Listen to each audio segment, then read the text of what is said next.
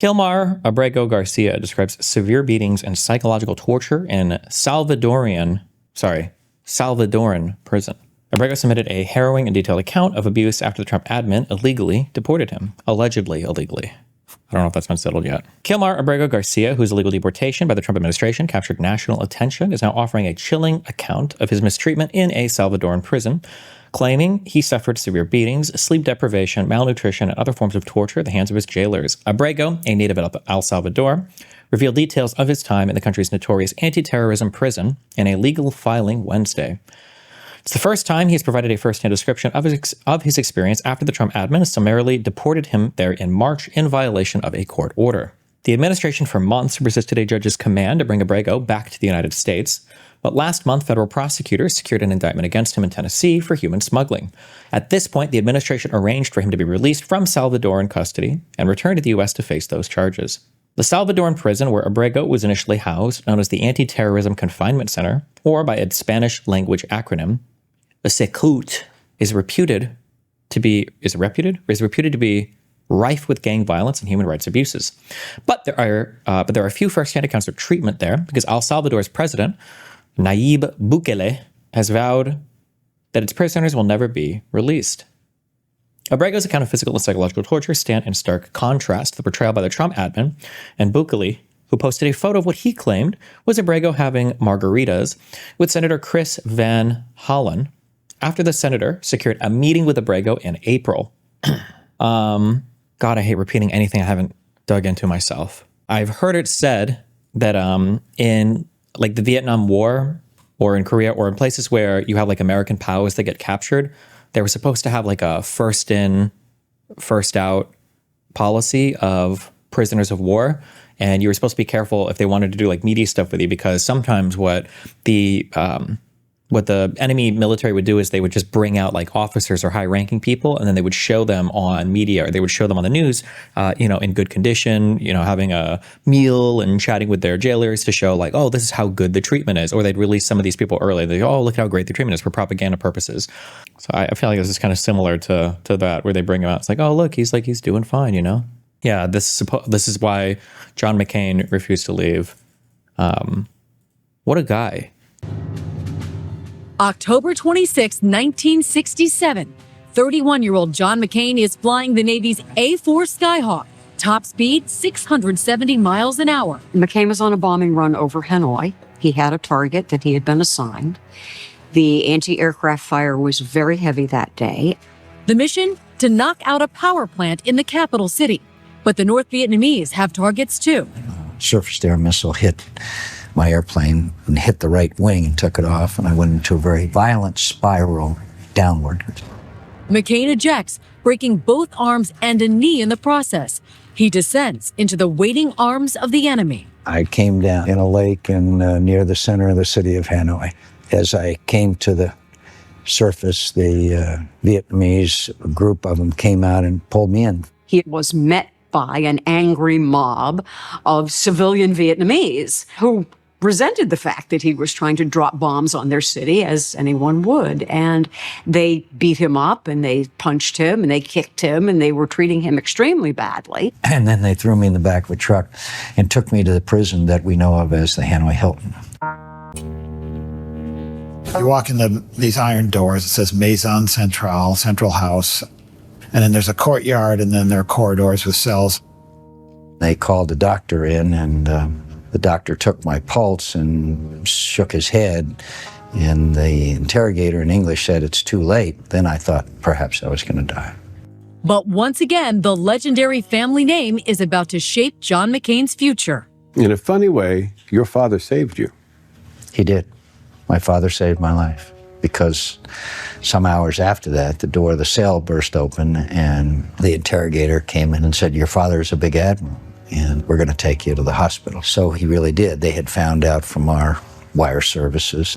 It is, however, a double-edged sword. The North Vietnamese now have a bargaining chip. At that point, they invited a French film crew in to film him, to sort of use as propaganda to show that they had captured this famous American and that they were treating him nicely. How old are you? 31. It's tough watching that. Yeah, I don't like it. I don't enjoy watching it. You're in obvious great pain there. Yeah, it's a very unpleasant memory. Are you married? Yes, you are. Have your children? 3. In the background, the interrogator is saying, tell them you want the war to stop. And that's why you hear me Not say, good content, Mr. Beckett. that's all I have to say. And then the interrogator then said, tell him that it's an evil war and you want the war to stop. And the Frenchman turned and said, I think he's said enough. 8 months after his capture, the Viet Cong make a self-serving offer to send McCain home. It is one the Navy captain cannot accept. What bothered me most about it was that I knew that if I had accepted the release, then they would go to other prisoners and say, see, you're... Just, it's very easy to have some particular set of like morals or principles or whatever the fuck. But when the actual time comes where you have to, like exemplify those, it's a very, very, very, very, very difficult thing to do. I can't even imagine being in that situation. Like, I'm pretty sure, I don't think anybody would fault him for it. I think most people would understand. There maybe would be a little dishonor and shame, but like the fact, Brandon brought up, like, I think at the time, McCain was even a son of an admiral. He didn't have to be even in any kind of like forward like combat positions. He didn't have to even occupy these roles. He wanted to serve his country and do all of this. Country doesn't care about you. They only care about the admiral's sons. And I knew that that's what they would do. And I knew I couldn't do that to my fellow prisoners. The decision comes with severe consequences. They moved him into solitary confinement, where he stayed for 2 years. If you've known 2 years. I couldn't even play League for 2 years straight. I had to take breaks. John McCain at all, you know that the one thing he loves is to be around people. This was possibly the worst punishment they could have ever done to him. The beatings are constant. McCain's only escape? The sounds of tapping, coded messages from other prisoners. They developed a code by which they could talk to each other. It was a tap code, and they tapped on the pipes in their cell. And they did the alphabet. A was 1, B was 2, C was 3. I'll never forget the tapping to each other and the leadership and inspiration that I got from those people who were far better and stronger than I am. But the brutality of the North... I really wonder what a McCain 08 timeline looked like. It wasn't even close, but it's an interesting thought experiment. It would have been fucking horrible. We should be very lucky. We're very glad that he didn't win presidency, okay?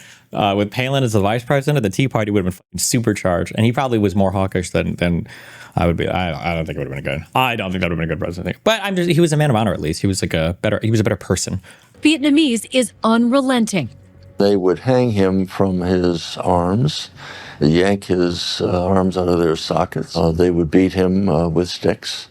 They would engage in mental torture as well. He doesn't wave like this. He waves like this. And that's because he can't lift his arms over his shoulders due to the torture that he suffered at the hands of the Vietnamese. 4 days of intense beatings result in McCain reading a scripted confession. He is tormented by his perceived failure to uphold the military's honor code. I saw people, and I know people, that underwent far more severe brutality than I experienced, and they didn't crack, and they were my role models. I did not live up to the standards that I'd hoped that I could live up to.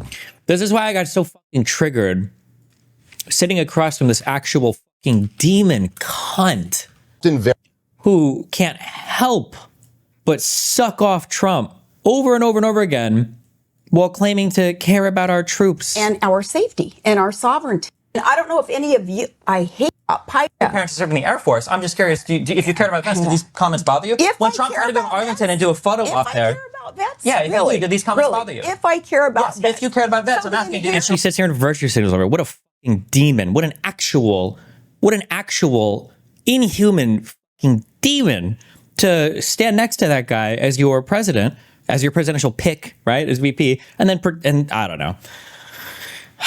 Yeah, I don't know. Someone in chat said that I'm an Army vet, and when the moment Trump disrespected McCain, he lost any chance of ever getting my vote. Trump is trying to cut the hell out of the VA right now. Yeah, that was one of the moments in the primaries where I think even my parents said, because Trump was not I don't think he didn't have that much popularity at the time, where people were like, oh, he's done, this guy's out. I think. Wait, did they? No, actually, wait, I don't know if my mom did say that. I don't know. Actually, wait, no, I don't think I remember my mom saying anything about that. Because she was making excuses for the grab him by the pussy thing too. Maybe this was after he'd already won the primary? I'm not sure. I wonder if my parents were Trump fans from the very beginning, actually. Now I'm not sure. I don't know that he ever forgave himself.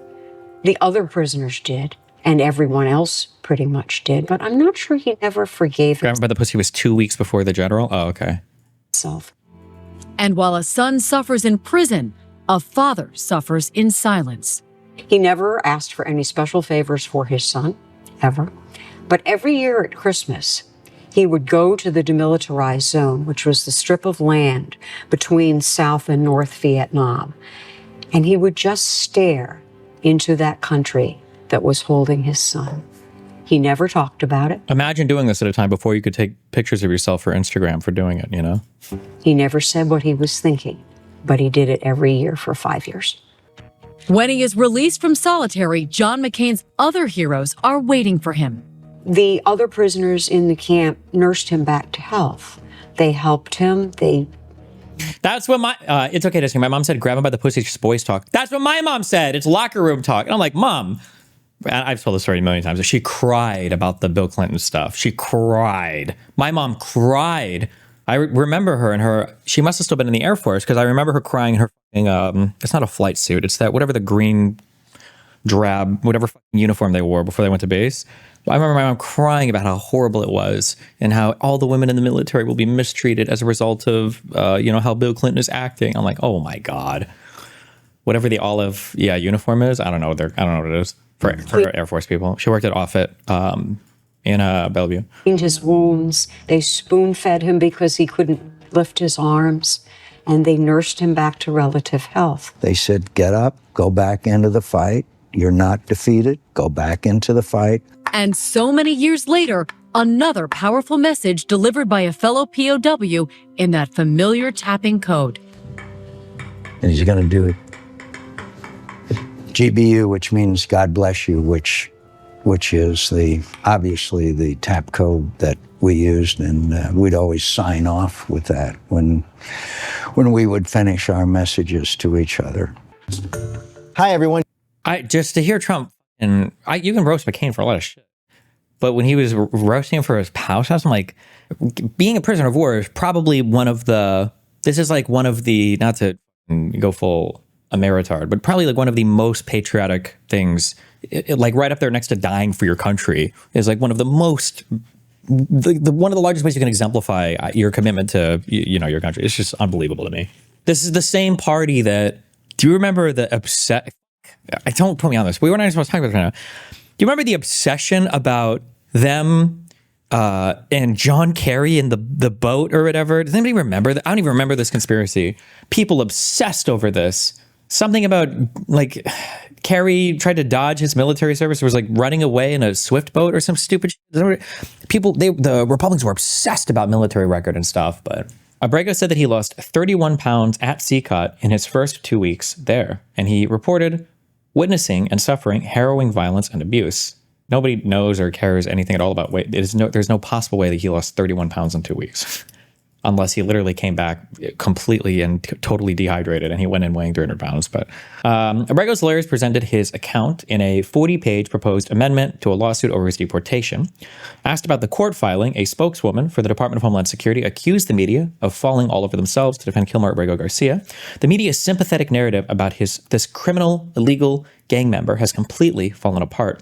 Yet they continue to peddle his sob story, the spokeswoman said. Remember what I said about, I think, resonance. I think this is what I've settled on. I think resonance is the big theme for why the conservative media apparatus works so good. And all the other parts that I've identified, they're just part of this, okay? When they say that Abrego is a criminal, right? We have a spokeswoman for the Department of Homeland Security saying it. We've heard Pam Bondi say it a million times. We've heard Donald Trump say it a million times. We basically got the president of El Salvador to say it a million times. All of the alternative media people that we see on Twitter, everybody says it a million times. It's that message echoes. It resonates so much with every single person in the conservative apparatus about him. Yeah, we've heard Asmongold say it. Abrego allegedly entered the U.S. illegally around 2011 and had lived in Maryland for more than a decade. Why isn't this called Maryland? For more than a decade, when the Trump admin deported him, the deportation violated a 2019 order from an immigration judge who barred the U.S. from sending Abrego to El Salvador because he faced a danger of gang violence there. The Supreme Court noted that the deportation was illegal after a Justice Department lawyer admitted that the deportation had been a mistake. I think this lawyer was fired for admitting that, by the way. In the new court filing, Abrego described being the first person off an airplane in El Salvador after the Trump administration flew him there with more than 200 men on March 15th.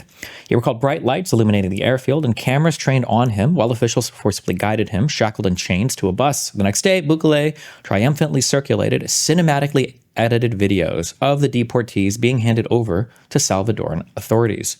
I don't like this. This standard needs to change, okay?